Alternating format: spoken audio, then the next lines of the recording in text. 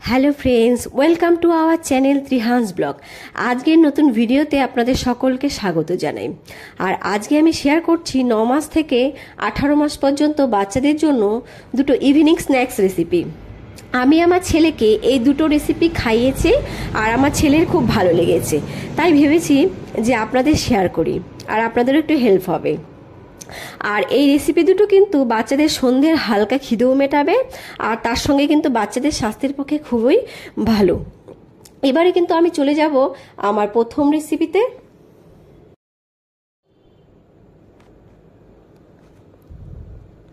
তো প্রথম রেসিপির জন্য আমি এখানে নিয়ে নিয়েছি দুটো টমেটো, আর এই দুটো টমেটো কিন্তু আমি ভালো করে জলে ধুয়ে নিয়েছি। এবারে আমি টমেটোগুলোকে ছুরি দিয়ে বড় বড় করে কেটে নেব আর আমি এই বীজগুলো ছাড়িয়ে নেব। আপনারা কিন্তু বাচ্চাকে টমেটো খাওয়ানোর আগে ভালো করে চেক করে নেবেন যাতে টমেটোগুলো টক না হয়। টক হলে কিন্তু বাচ্চাদের বদহজম হতে পারে। তো এবারে আমি চলে যাব আমার মূল রেসিপিতে।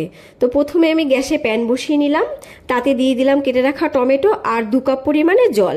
আমি জল দিয়ে গ্যাসের ফ্লেমটাকে মিডিয়ামে করে দেব, দিয়ে আমি একটা ঢাকনা দিয়ে দেব, দিয়ে আমি টমেটোগুলোকে সেদ্ধ করে নেব। আর আপনারা কিন্তু টমেটো কাটার পরে কখনো ধোবেন না, আর তাহলে কিন্তু টমেটোর পুষ্টিগুণ নষ্ট হয়ে যায়। গোটা অবস্থাতেই ধুয়ে নেবেন। আর টমেটোতে রয়েছে কিন্তু প্রচুর পুষ্টিগুণ। টমেটোতে রয়েছে ভিটামিন এ, যা শিশুর চোখের বিকাশের জন্য অত্যন্ত গুরুত্বপূর্ণ। টমেটো অ্যান্টিঅক্সিডেন্ট এর একটা গুরুত্বপূর্ণ উৎস, যা একটি শিশুর ডায়েটের জন্য অত্যন্ত গুরুত্বপূর্ণ। আর বাচ্চাদের কিন্তু রোগ প্রতিরোধ ক্ষমতাও গড়ে তোলে। এছাড়া টমেটোতে রয়েছে প্রচুর পরিমাণে ভিটামিন কে, যা শিশুদের হাড়গুলো তৈরি করতে সহায়তা করে। এছাড়াও কিন্তু পাওয়া যায় ভিটামিন সি।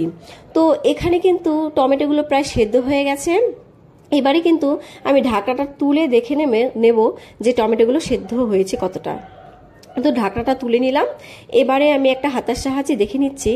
আর দেখুন এখানে টমেটোগুলো কিন্তু খোসাগুলো ছিঁড়ে গেছে আর মনে হচ্ছে টমেটোগুলো সেদ্ধ হয়ে গেছে। এবারে আমি আমার টমেটোগুলো কিন্তু নামিয়ে নেব। তো এখানে আমি একটা ছাঁকনি নিয়ে নিচ্ছি, নিয়ে এবারে আমি টমেটোগুলোকে ঢেলে নিচ্ছি। ঢেলে আমি কিন্তু টমেটো থেকে খোসাগুলো ছাড়িয়ে নেব। যেহেতু টমেটোগুলো সেদ্ধ করার সময় খোসাগুলো ছেড়ে গেছে, তাই আমার টমেটোর খোসা ছাড়াতে কিন্তু খুব একটা সমস্যা হবে না। তো এবারে আমি টমেটোর খোসাগুলো ছাড়িয়ে নিচ্ছি। তো এবারে আমি একটা ব্লেন্ডার নিয়ে নিলাম, তাতে দিয়ে দেবো সেদ্ধ করা টমেটোগুলো দিয়ে আমি এখানে দিয়ে দেবো একটুখানি জল। আমি কিন্তু টমেটো সেদ্ধ করা জলটাই দিয়ে নেব। আর এই টমেটোগুলো আমি ঠান্ডা করে নিয়েছি, তো আমি জলটা দিয়ে নিচ্ছি। দিয়ে আমি ব্লেন্ডারের ঢাকনাটা আটকে পিউরি করে নিয়ে ফিরে আসছি। তো ব্লেন্ডারের ঢাকনাটা আমি আটকে নিলাম, তো চলে এলাম।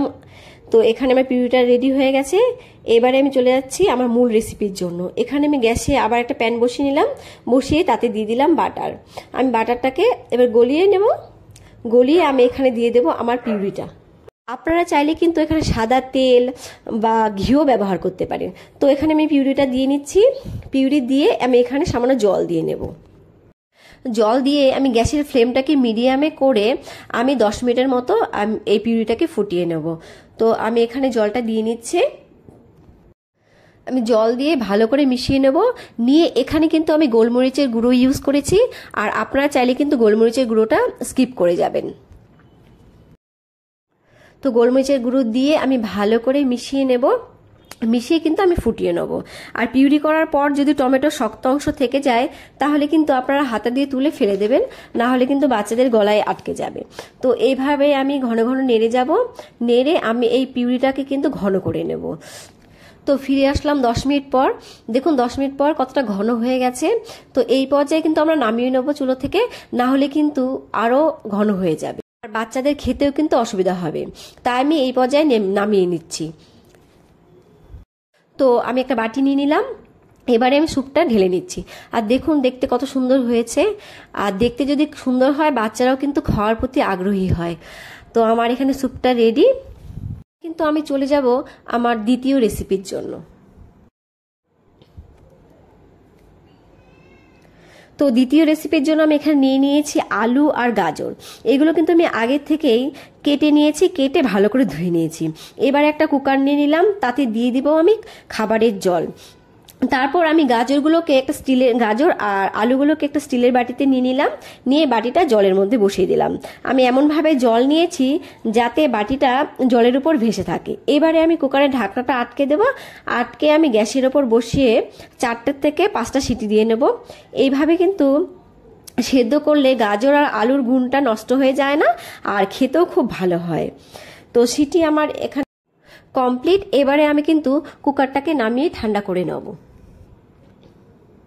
তো কুকারটা কিন্তু আমার ছেড়ে গেছে। এবারে আমি আপনাদের দেখিয়ে নিচ্ছি যে কতটা সেদ্ধ হয়েছে। তো কুকারটা খুলে নিলাম, এবারে দেখুন কতটা সেদ্ধ হয়ে গেছে। খুব গরম, তাই আমি হাত দিয়ে খুব একটা বেশি চাপতে পারলাম না। এবারে আমি গ্যাসে একটা প্যান বসিয়ে নেব, আর প্যান বসিয়ে গ্যাসের ফ্লেমটাকে কিন্তু আমি লো রেখে দেব। লোতে রেখে আমি এখানে দিয়ে দিচ্ছি বাটার দিয়ে বাটারটাকে আমি ভালো করে গলিয়ে নেব। গলিয়ে এখানে দিয়ে দেব অল্প রসুন কুচি। আমি কিন্তু একটা রসুনের কোয়াকে ভালো করে ছোট ছোট করে কুচি করে নিয়েছিলাম। এটা দিয়ে আমি এবার কিন্তু বাটারের উপর একটু ভেজে নেব।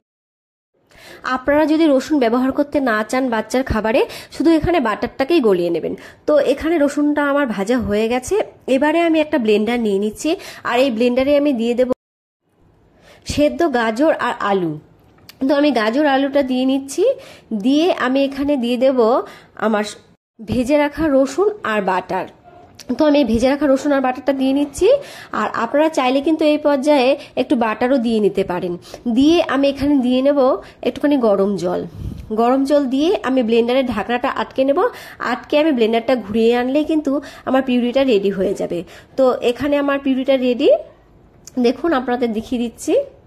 এবারে আমি একটা পাত্রে ঢেলে নিচ্ছি। তো এবারে এখানে আমি একটা বাটি নিয়ে নিলাম, বাটি নিয়ে এবারে আমি ঢেলে নেব। রেডি হয়ে গেছে আমার পুষ্টিকর ইভিনিং স্ন্যাক্স। আমি আমার ছেলের জন্য নতুন নতুন খাবার বানানোর আগে ভাবি ছেলের পছন্দ হবে কিনা, বাট যখন দেখি আমার ছেলে 1 চামচ খাওয়ার পর মুখটা হা করে আর হাসি হাসি মুখ করে তাকিয়ে থাকে আমার দিকে, তখন কিন্তু আমার কষ্টটা সার্থক হয়ে যায়। তো আজকের ভিডিও এই পর্যন্তই। আমার ভিডিওটা যদি ভালো লেগে থাকে ভিডিওতে একটা লাইক করে দেবেন, আর চ্যানেলটাকে সাবস্ক্রাইব করে দেবেন নতুন নতুন ভিডিও পাওয়ার জন্য। ভালো থাকবেন, আর দেখা হবে নেক্সট ভিডিওতে। Bye bye.